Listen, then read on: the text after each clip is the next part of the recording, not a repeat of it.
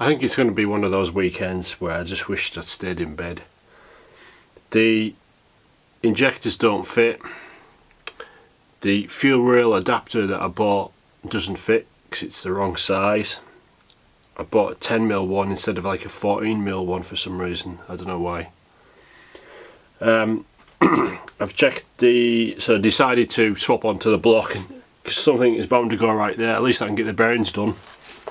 So what I've done is I've plastic gauged, put the new bearings in on the mains, and plastic gauged them and measured them and wrote them down, and they're all round about 2 thou clearance. So I think that's going to be alright. I can't remember what the figure's supposed to be from previous times. I don't know if I've got a note in here. Let's have a look.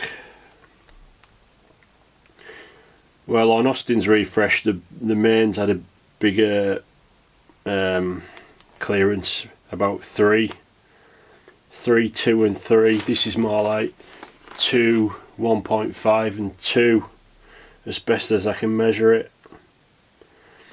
Yeah, Bumblebee engine 2 mains were 1.75 thou clearance. So, there or thereabouts. It's not the end of the world. So what I'll do next is I'll put the main bearing caps back on, and I'll check the clearance on the big ends as well and see what they're like. But I mean, I'm just replacing like for like bearing sizes, different bearing types, but like for like sizes, so it should be good to go. Yeah, so I'll go and have a brew first because it's that time of day, and take something from my sore throat, and then I'll come back out and do those big end bearings. There we go, back out after a brew. Life's always better after a brew. So if nobody's ever seen a plastic gauge before, it's basically just a tool that you use for checking your bearing clearances during assembly. It's not the be all and end all for measuring, it's just a checking tool. So I'll just quickly show you what it looks like. If I can get that off there. Okay, that's what it is. It's just a tube of, oh, not a tube, a little bit of stringy stuff like plasticine. Cut a section off, put it on your bearing, or on the crank in this case, across there. Then you put your cap on, nip it down to the correct torque, and then what you do is you measure how wide it's been squished. Here we go, and this is the gauge. So that is, oof, pardon me, it's like coffee and cake coming back.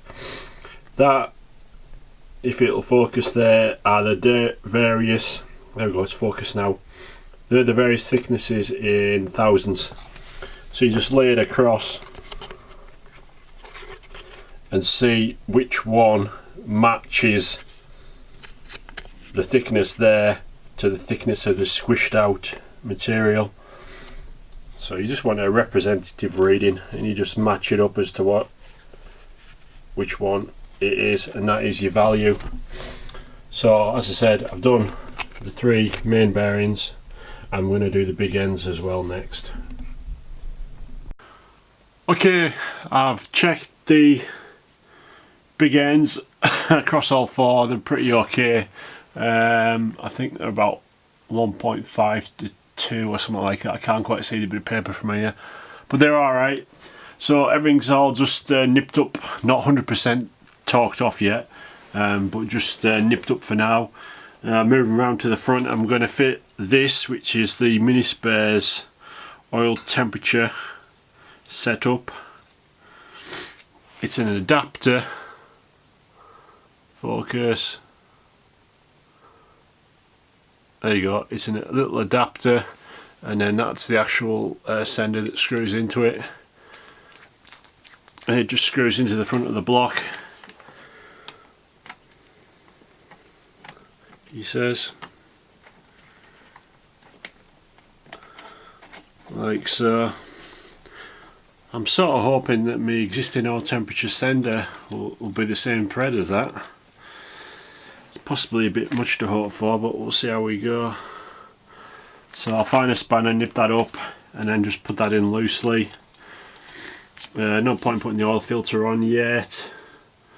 What else can I do? I can change the oil pump for the new one. I can put the cam followers in and then find the cam and stick that in. For reference, it's 27mm or whatever the proper imperial equivalent is.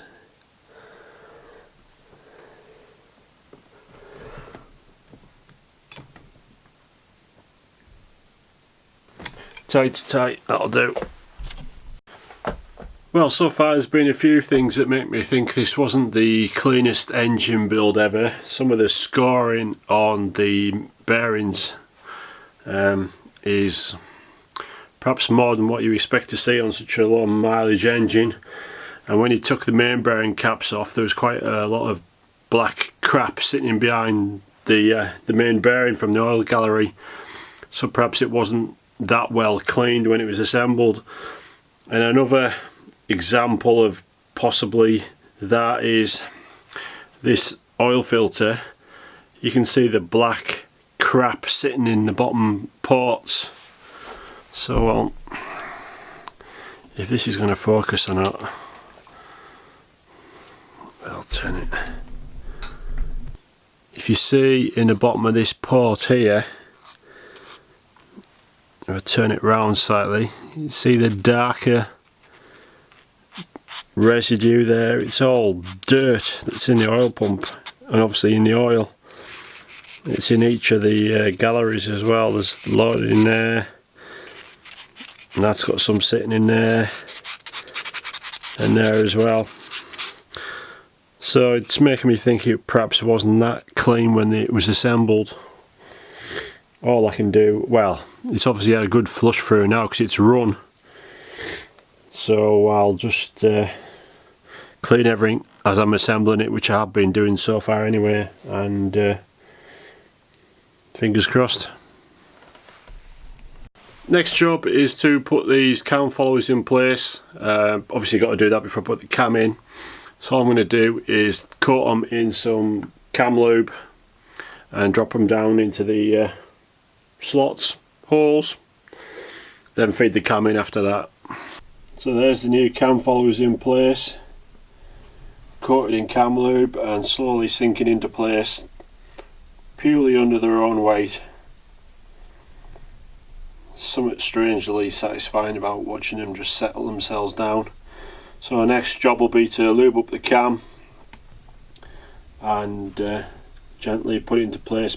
You got to watch that you don't hit these bearings as you're sliding it in and end up gouging it. Okay, so that's the new camshaft in, all coated with cam lube, and the new oil pump in that end. So that's going to do for the moment, and I'll go in and get something to eat.